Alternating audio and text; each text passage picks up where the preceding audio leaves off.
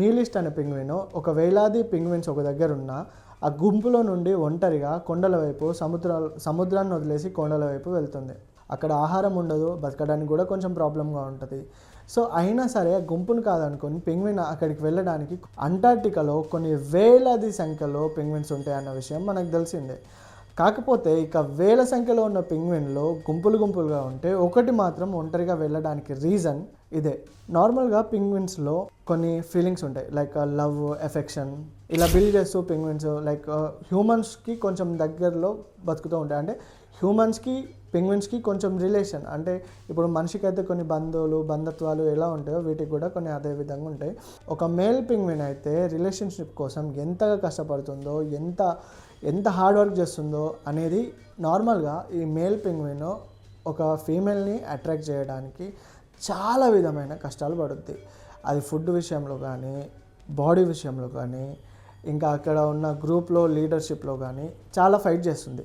ఇవన్నీ చేసిన తర్వాత కూడా ఫీమేల్ పెంగ్విన్కి నచ్చకపోతే రిజెక్టెడ్ లిస్ట్లో ఉండిపోతాడు తప్ప ఇంకా వేరే వాళ్ళ దగ్గరికి మన మేల్ పెంగ్విన్ అయితే వెళ్ళాడు. సో ఇది మొత్తం అన్ని విధాల ఓకే అనుకున్న తర్వాత ఈ మేల్ పెంగ్విన్ ఒక బ్లూ కలర్ రాయిని ఫీమేల్కి గిఫ్ట్గా ఇస్తుంది. ఒకవేళ ఆ ఫీమేల్ పెంగ్విన్ ఈ బ్లూ కలర్ రాయిని తీసుకుంటే వాళ్ళ లవ్ యాక్సెప్ట్ అయినట్టే. ఇలా యాక్సెప్ట్ అయిన తర్వాత వాళ్ళు కొన్ని రోజులు ట్రావెల్ చేస్తారు, వేటకి వెళ్తారు, ఇక అన్ని విధాల లవర్స్ తిరిగినట్టే అవి తిరుగుతూ ఉంటాయి. ఎట్లా అంటే వీళ్ళు ఇంటిమేషన్ అయిపోయిన తర్వాత ఏదైతే ఫీమేల్ నుండి వచ్చే ఎగ్ ఉందో ఆ ఎగ్గును కూడా ఈ మేల్ పెంగ్వినే పొదుగుద్ది. అది కొన్ని రోజుల వరకు ఆహారం లేకుండా ఆ పెంగ్విన్ గుడ్డు పొదిగే ప్రాసెస్లో ఉంటాయి, సగం వెయిట్ చిక్కిపోతాయి.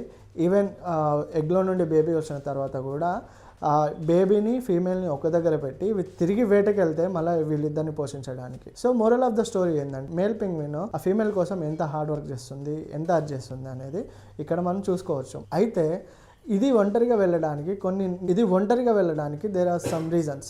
ఇది ఒంటరిగా వెళ్ళడానికి చాలా కారణాలే ఉన్నాయి. సో ఈ మేల్ పెంగ్విన్ లేని సమయంలో ఫీమేల్ పెంగ్విన్ వేరే మేల్ పెంగ్విన్తో కానీ కొంచెం మాట్లాడినా వాటితో తిరిగిన మేల్ పెంగ్విన్ చాలా హట్ అవుద్ది. ఈ మేల్ పెంగ్విన్ హట్ అయిన తర్వాత అది అన్నం మానేసిద్ది, నిద్ర మానేసిద్ది, వేటకు వెళ్ళడం మానేసిద్ది. సో ఆ గుంపులో ఉండడం ఇష్టం లేక ఒంటరిగా వెళ్ళి ఎక్కడికైనా వెళ్ళి తనంతలో తానే ఫుడ్ లేకుండా, ఆహారం లేకుండా, ఆ నీళ్ళు లేకుండా అలాగే ఆ మంచు ప్రదేశాల్లో స్టక్ అయిపోయి తనకి తాను సూసైడ్ వరకు వెళ్తుంది. సో అంత అఫెక్షన్గా, అంత లవబుల్గా అవి ఉంటాయి.